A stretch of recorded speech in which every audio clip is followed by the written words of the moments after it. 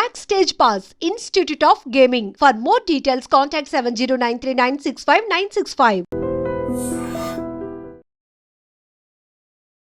I Dream channel వీక్షిస్తున్నటువంటి ప్రేక్షకులందరికీ నా యొక్క హృదయపూర్వక నమస్సుమాంజలు. నేను మీ డాక్టర్ డి బాలకృష్ణన్, ఆయుర్వేద వైద్యరత్న Shri Kaushik Ayurveda multitherapy hospital, Dilsukhnagar, Hyderabad నుంచి మాట్లాడుతాను. చాలామంది చాలా రకాల ఆరోగ్య సమస్యలతో బాధపడుతున్నారు, రకరకాల సమస్యలతో బాధపడుతున్నారు. ఎందుకు అలా బాధపడుతున్నారు? చాలా వరకు తెలుసుకోవాల్సిన విషయాలు ఎన్నో ఉన్నాయి. మనం జీవిస్తున్నటువంటి జీవనశైలి, ఆహార నియమాలు, ఇవన్నీ కూడా రకరకాల వ్యాధులు రావడానికి ఆలంబనగా ఉంటున్నాయని చెప్పొచ్చు. సో ఈ మధ్య కాలంలో చాలామంది చేస్తున్నటువంటి కంప్లైంట్స్ ఏంటి అంటే gas troubles, gastritis, gas problem ఉంది, కడుపు ఉబ్బరంగా ఉంది, గ్యాస్ ప్రాబ్లం ఉంది అని చెప్పేసి నోటీస్ చేస్తున్నారు. ఎంతమంది చేస్తున్నారు? ఒక 20 మంది చేస్తే 20 మందిలో ఒకరికి కానీ ఇద్దరికి కానీ మాత్రమే గ్యాస్ ట్రబుల్స్ ఉంటున్నాయి. మిగతా వాళ్ళకి ఎవరికి కూడా గ్యాస్ ప్రాబ్లమ్స్ ఉండట్లేదు. చాలామందికి అపోహ మాత్రమే. ఏ పరిస్థితుల్లోనూ వాళ్ళకి గ్యాస్ట్రైటిస్, గ్యాస్ ప్రాబ్లం కానీ ఎసిడిటీ ప్రాబ్లం కానీ ఉండదు. వాళ్ళుగా అనుకోవడం, నాకు గ్యాస్ ప్రాబ్లం ఉంది, ఎసిడిటీ ఉంది అని చెప్పేసి అనుకోవడం మాత్రమే సంభవిస్తుంది. అసలు మరి గ్యాస్ ప్రాబ్లం అంటే ఏంటి, ఎలా ఉంటుంది, దాని యొక్క లక్షణాలు ఏంటి, ఏ విధంగా ఆగిపిస్తుంది, మనం ఎలా గుర్తుపట్టవచ్చు, మరి రాకుండా ఏమైనా జాగ్రత్తలు తీసుకోవచ్చా, అలాగే తినకూడని ఆహార పదార్థాలు ఏంటి, తీసుకోవాల్సినటువంటి ఆహార పదార్థాలు ఏంటి, దానికి గాను ఏమైనా మన ఇంట్లో చిట్కా లాంటి వైద్య పద్ధతులు ఉన్నాయా, అలాగే పూర్తిగా తగ్గించడానికి ఆయుర్వేద వైద్య విధానంలో ఎలాంటి చికిత్సా పద్ధతులు ఉన్నాయి, ఈ విషయాలన్నింటినీ కూలంకుషంగా ఈ కార్యక్రమం ద్వారా తెలుసుకుందాం. గ్యాస్ ట్రబుల్స్, గ్యాస్ ప్రాబ్లం అంటే ఏంటి అంటే కడుపు ఉబ్బరంగా ఉండి టైట్గా ఉంటుంది కడుపంతాను. ఒక రకమైన త్రెయిన్పులు రావడం, పుల్లని త్రెయిన్పులు వస్తూ ఉంటాయి. కడుపు లోపల కానీ పైన గొంతు వరకు మంటలాగా వస్తూ ఉంటుంది. కడుపు టైట్గా ఉబ్బినట్టుగా ఉంటుంది. దాన్నే గ్యాస్ ప్రాబ్లం అని చెప్పేసి అంటారు. ఈ లక్షణాలు ఏవీ లేకున్నా అందరూ కూడా అపాన్న వాయువులు విడుదలని గ్యాస్ ప్రాబ్లంగా పరిగణించుకొని మందులు వాడుతూ ఉంటారు. దిగువ కింది ప్రాంతం ఆనెల్ నుంచి గ్యాసెస్ వెళ్ళిపోతూ ఉంటాయి. వాటిని గ్యాస్ ప్రాబ్లం ఉందని చెప్పేసి అందరూ అనుకుంటుంటారు. అది ఏమాత్రం నిజం కాదు. గ్యాస్ ప్రాబ్లం అంటే దాని యొక్క లక్షణాలు కడుపు ఉబ్బరంగా ఉండడం, టైట్గా ఉండడం, నీళ్ళు కూడా మింగకుండా ఆయాసం వచ్చినట్టు అనిపిస్తూ ఉంటుంది. అది గ్యాస్ ప్రాబ్లం యొక్క లక్షణాలు. కొన్ని సందర్భాల్లో పుల్లని త్రెయిన్పులు రావడం, అలాగే చెస్ట్ డయాఫ్రమ్ నుంచి పై గొంతు వరకు మంటలాగా అనిపించడం, ఇలాంటి లక్షణాలు గ్యాస్ ప్రాబ్లంలో ఉంటాయి. కాబట్టి ఈ లక్షణాలు ఉన్నట్లయితే గ్యాస్ ప్రాబ్లంగా పరిగణించవచ్చు.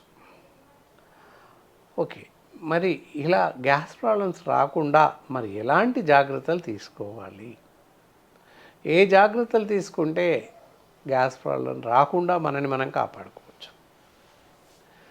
వచ్చాక ఇబ్బంది పడే కన్నా జాగ్రత్తలు తీసుకోవడం ఎంతైనా అవసరం.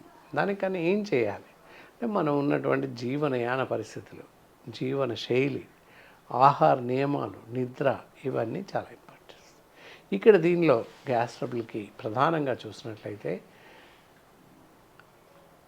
సరైన నిద్ర లేకపోవడం, సరైనటువంటి వేళాపాలన లేకుండా ఆహారం తీసుకోవడం, ఈ రెండు కూడా ప్రధాన కారణాలు అవుతున్నాయని చెప్పచ్చు.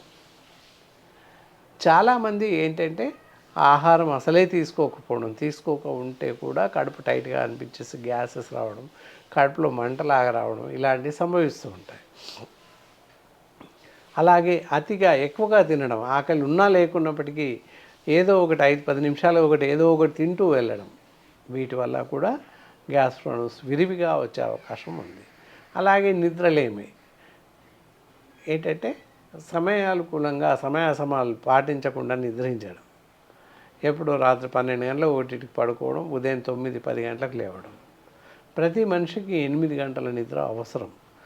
కానీ వీళ్ళు ఏం చేస్తున్నారు, 12 గంటలకు పడుకొని 8 గంటలకు లేస్తున్నారు.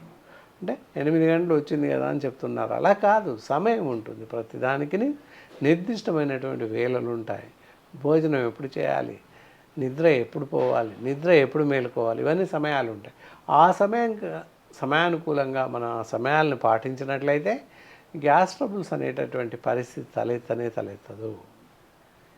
ఎలా చేయాలి అని చూసినట్లయితే, భోజనం చూసినట్లయితే ఆహారం ఏ విధమైనటువంటి ఆహారం తీసుకోకూడదు ఫస్ట్ చూడాలి.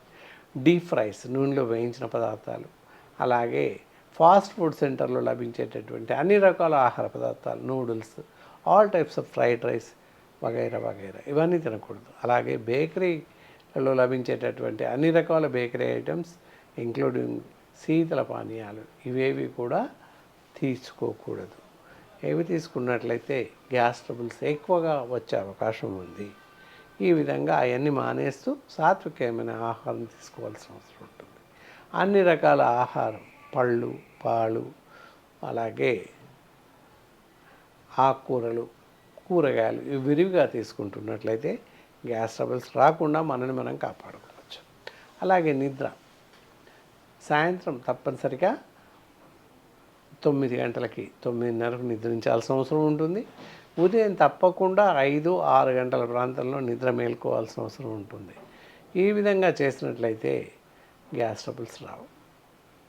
నిద్రలేమి వల్ల ఇంటెస్టైనల్ పాలిప్స్, అజీర్ణ వ్యాధులు తలెత్తి అల్సర్స్గా పరిగణించి కొన్ని సందర్భాల్లో ఇంటెస్టైనల్ పాలిప్స్ ఏర్పడి జీర్ణాశయ క్యాన్సర్స్ ఏర్పడడానికి ఎక్కువ అవకాశాలు ఉన్నాయి. ఈ మధ్య కాలంలో నివేదికల్లో తేలిన అంశం కూడా అదే.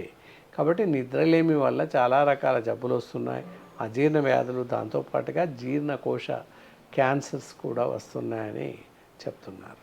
సో కాబట్టి సమయం ప్రకారంగా సమయాలను పాటిస్తూ ఆ సమయంలో నిద్రించాల్సిన అవసరం ఉంటుంది.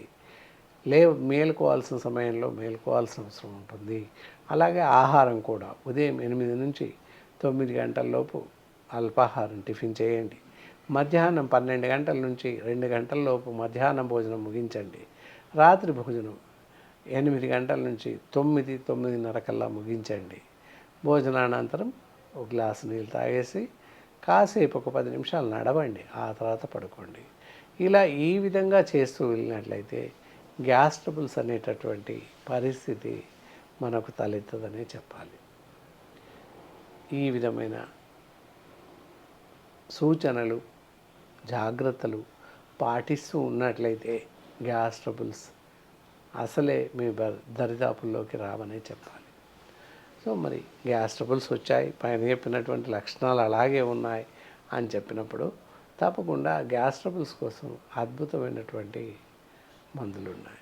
అలాగే ఫస్ట్ చిట్కాల వైపు చూసినట్లయితే ఎప్పుడైతే కడుపు ఉబ్బరం టైట్గా ఉంటుందో అలాంటి పరిస్థితుల్లో మీ ఇంట్లోనే చిన్న చిట్కా, పెసరపప్పు, మూంగ్ దాల్ అందరికీ తెలుసు. ఇంత కాస్త ఒక అరకప్పు పప్పు వేసేసి ఒక 4 కప్పుల నీళ్ళు వేసి బాగా ఉడికించండి. మెత్తగా ఉడికించి దాన్ని స్మాష్ చేస్తే పెసర పానీయం పల్సని పెసరపప్పులాగా తయారవుతుంది, పల్సగా ఉంటుంది. అలా ఒక గ్లాస్ పెసర పానీయం తీసుకుని అందులో చిటికెడు ఉప్పు వేసేసుకుని కలుపుకొని తాగేసేయండి.